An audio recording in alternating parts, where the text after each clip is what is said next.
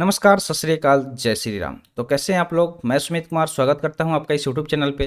तो आज के सेशन में विज्ञान के सबसे महत्वपूर्ण प्रश्नोत्तर लेके आए हुए हैं, तो वीडियो लास्ट तक जरूर देखिएगा। अगर आप किसी भी कॉम्पिटिटिव एग्जाम का प्रिपरेशन करते हैं तो ये सेशन आपके लिए काफ़ी ज़्यादा हेल्पफुल रहेगी। तो चलिए शुरू करते हैं और देखते हैं आज का क्वेश्चन क्या क्या रहने वाला है। तो सबसे पहला क्वेश्चन आपके सामने है। क्वेश्चन है कि आँख का कौन सा भाग आँख के रंग का निर्धारण करता है। देखते होंगे बहुत सारे लोग हैं, किसी का ब्लू आई होता है, किसी का ब्राउन आई होता है, किसी का ब्लैक आई होता है। डिफरेंट कलर आपको देखने को मिलता होगा आँख का। तो वो जो आँख का कलर होता है वो मतलब कौन से मतलब भाग होते हैं हमारे आँख में जो उस कलर का, इस रंग का निर्धारण करता है। यही सवाल यहाँ पे बड़ा सवाल पूछा गया है कि आँख का कौन सा भाग आँख के रंग का निर्धारण करता है। इसके लिए सही उत्तर अगर हम देखें तो वो हो जाएगा आइरिस। जो आइरिस होता है, जिसको हम लोग परितारिका भी बोलते हैं हिंदी में, तो वो क्या करता है? आँख के रंग का निर्धारण करता है। याद रखिएगा हमेशा, बहुत इंपॉर्टेंट क्वेश्चन है। नेक्स्ट क्वेश्चन पूछा गया है कि ऊंचाई बढ़ने से वायुमंडलीय दाब पर क्या प्रभाव पड़ता है। मान लीजिए कि अगर ऊंचाई बढ़ता है, ठीक है, धीरे धीरे अगर आप ऊंचाई पे जाते हैं, मान लीजिए कि आपको ऊंचाई पे चढ़ने का शौक है, पहाड़ों पे घूमने का शौक है, तो जैसे आप पहाड़ पे चढ़िएगा तो वहां जाने के बाद आपको अगर नॉर्मल नीचे थे, ठीक है, नीचे थे और पहाड़ पे चढ़े, तो उसमें वायुमंडलीय दाब में क्या अंतर आएगा, ये सवाल पूछा गया। तो जैसे जैसे ऊंचाई बढ़ता है वैसे वैसे वायुमंडलीय दाब घटता है, ठीक है।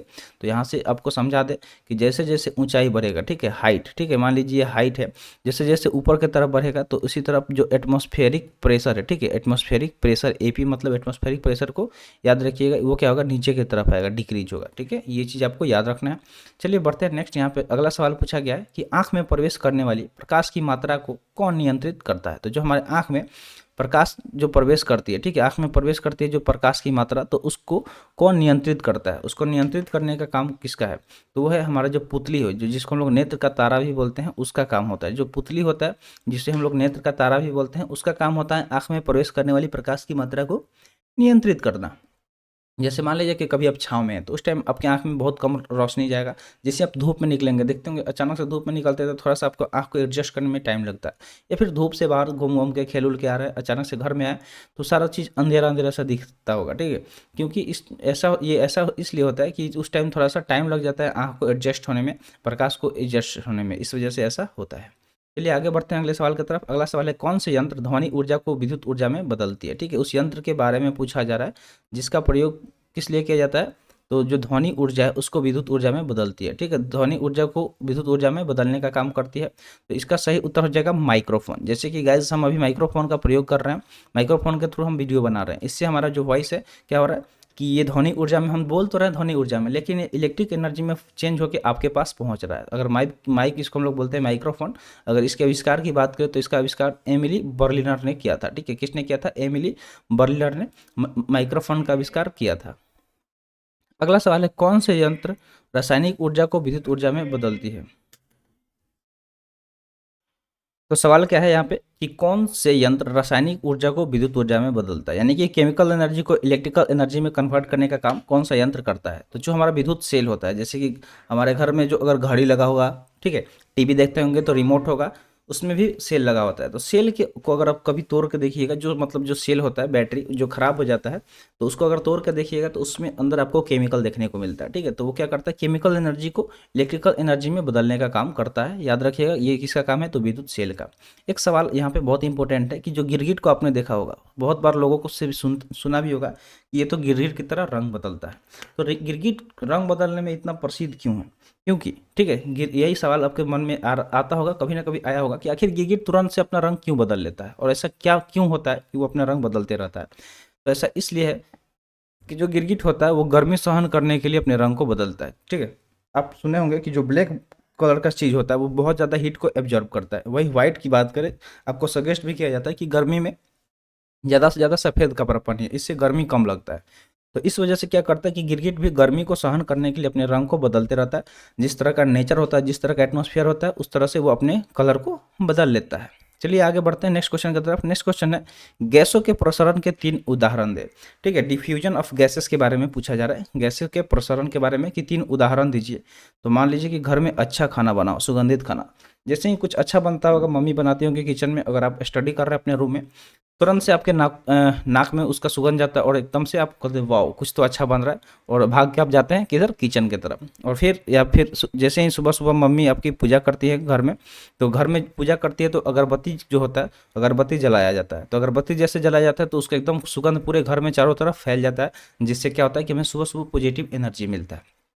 इसी तरह बहुत सारे लोग हैं जिनको शौक होता है परफ्यूम वगैरह लगाने का, इत्र लगाने का, तो इसकी भी महक है क्या, ये सब क्या है, गैसों के प्रसरण के उदाहरण हैं। क्या क्या होता है कि जैसे ही हम उसको हवा में, ठीक है, हवा में जैसे उसको स्प्रे करते हैं चारों तरफ फैल जाता है, ठीक है, हवा के साथ। तो ये क्या होगा, गैसों का प्रसरण का बेहतर एग्जाम्पल हो गया। तो वही सवाल पूछा गया था। आगे बढ़ते हैं नेक्स्ट क्वेश्चन की तरफ। नेक्स्ट क्वेश्चन पूछा गया कि विद्युत मोटर, ठीक है, यहाँ पे सवाल क्या है कि विद्युत मोटर हो गया, टेलीफोन हो गया, टेलीग्राफ हो गया और विद्युत घंटी हो गया, तो विद्युत धारा के किस प्रभाव पर कार्य करते हैं, इन सब के बारे में पूछा जा रहा है कि ये सब कार्य करते हैं किस पे, विद्युत धारा के किस प्रभाव पे कार्य करते हैं उसके बारे में पूछा गया। तो इसका सही उत्तर हो जाएगा चुंबकीय प्रभाव, ठीक है, इसको बोलते हैं मैग्नेटिक इफेक्ट। मैग्नेटिक इफेक्ट पे ये काम करते हैं, किस पे काम करते हैं, मैग्नेटिक इफेक्ट पे काम करते हैं।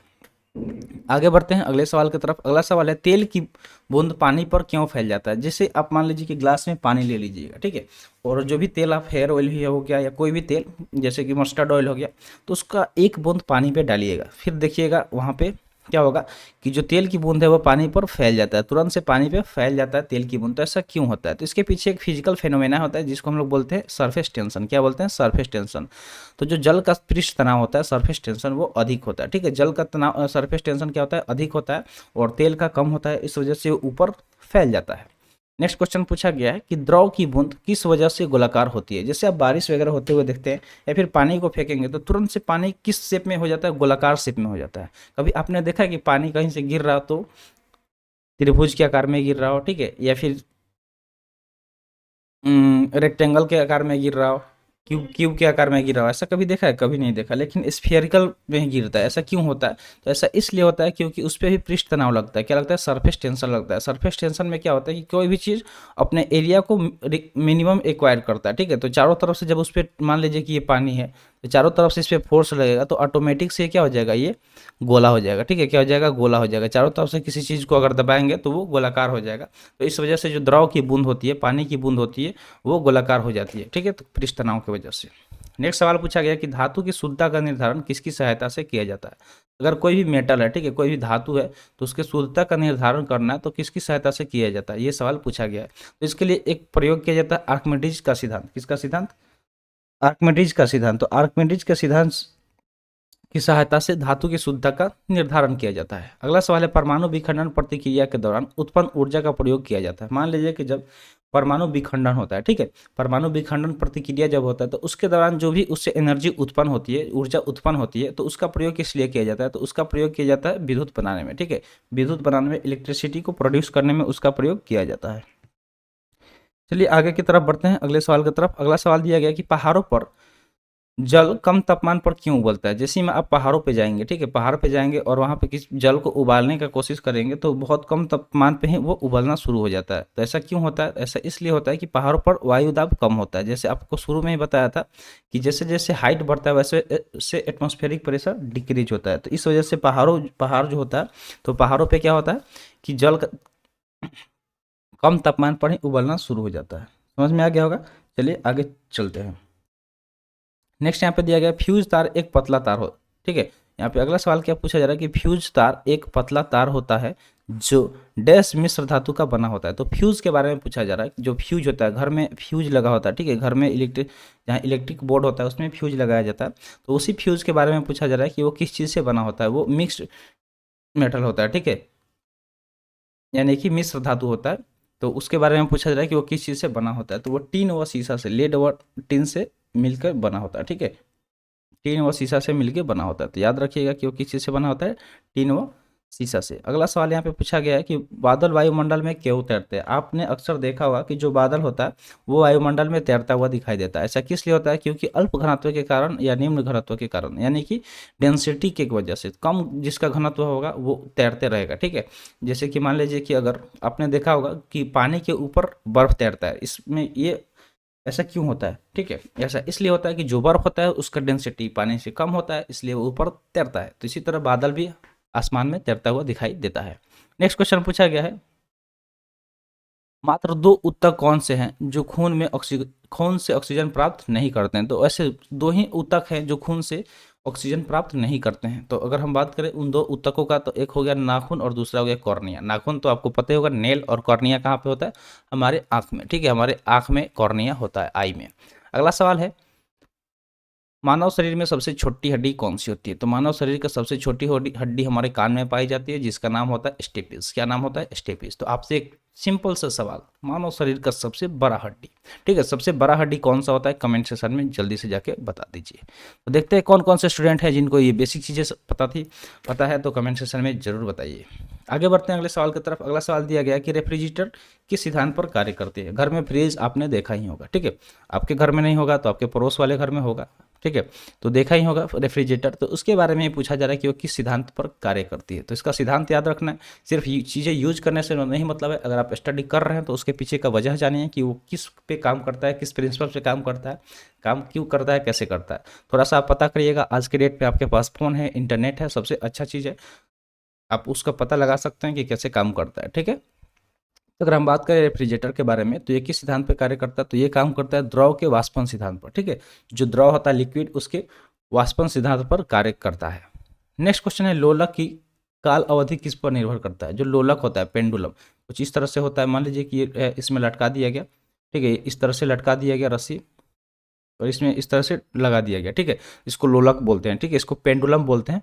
ये इधर से इधर मूव करता है, फिर इधर से इधर मूव करता है। तो इसके बारे में पूछा जा रहा है कि इसका जो काल अवधि होता है, टाइम पीरियड, वो किस पे निर्भर करता है? तो इस किस पे निर्भर करता है? तो लंबाई पे, ठीक है, लंबाई के ऊपर। तो ये जो रस्सी है, ठीक है, यहाँ पे जो रस्सी हमने बनाया है, ये रस्सी, तो इसके लंबाई पे डिपेंड करता है काल अवधि। अगर लंबा होगा बहुत ज़्यादा, या फिर बहुत ज़्यादा छोटा होगा, तो उसकी जो काल अवधि है, टाइम पीरियड, उसमें आपको अंतर देखने को मिलेगा।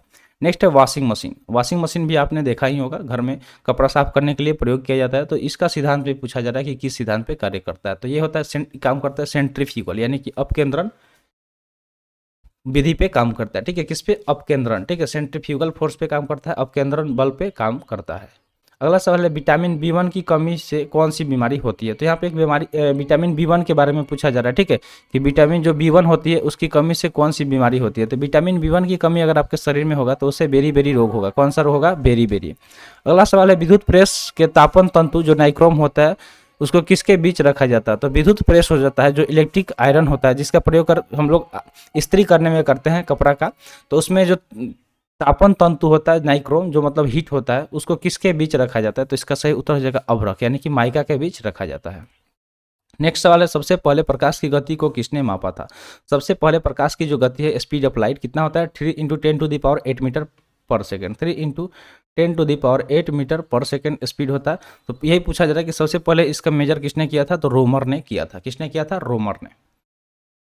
चलिए और 2 सवाल बचा है, सवाल देख लेते हैं। साइकिल चलाने वाला मोड़ लेते समय क्यों झुकता है? ये भी बहुत इंपॉर्टेंट क्वेश्चन है। आप देखते होंगे कभी, आप देखिएगा साइकिल रेस, तो ये जैसे ही मान लीजिए कि रोड है, सीधा इस तरह से जा रहा है, जहाँ से टर्निंग होगा इस तरह से, तो जो साइकिल चलाने वाला हाथ होता है ना, ये इस पे इस तरह से सीधा जा रहा है, यहाँ पे ये इधर की तरफ झुक जाता है, ठीक है, इधर की तरफ झुक जाता है, ठीक है, इधर की तरफ झुक जाता है। तो ऐसा क्यों करता है? ऐसा इसलिए करता है ताकि वो गिरे नहीं। वो झुकता है ताकि जो गुरुत्व केंद्र है आधार के अंदर बना रहे, ताकि गिरने से बच सके। तो ऐसा करने से वो गिरने से बच जाएगा। तो जिधर आप मोड़ रहे हैं लेफ्ट साइड, तो लेफ्ट साइड थोड़ा सा आप अगर टर्न हो जाइएगा, अपने आप को झुका दीजिएगा, तो उससे सेंट्रीपिटल फोर्स बना रहेगा और उससे आप गिर नहीं पाइएगा, ठीक है, सेंटर की तरफ आपका फोर्स बना होगा और गिरने से आप बच जाइएगा। नेक्स्ट सवाल है, हाइड्रोजन को कितने आइसोटॉप्स होते हैं? बहुत बेसिक सवाल है कि जो हाइड्रोजन होता है उसके कितने आइसोटॉप्स होते हैं, उसके बारे में पूछा जा रहा है। तो हाइड्रोजन के 3 आइसोटॉप्स होते हैं। कितने होते हैं? 3 होते हैं। कौन कौन होते हैं? तो एक तो होता है प्रोटियम, ठीक है, प्रोटियम, ड्यूटेरियम और ट्रिटियम। तो ये तीनों हाइड्रोजन के आइसोटॉप्स होते हैं। उम्मीद करते हैं आपको सेशन पसंद आया होगा। तो आज के लिए इतना ही। आज का सेशन यहीं पे समाप्त हुआ। सेशन कैसा लगा कमेंट सेशन में जरूर बताइएगा। तो मिलते हैं फिर अगले वीडियो में। Thanks for watching. जय हिंद।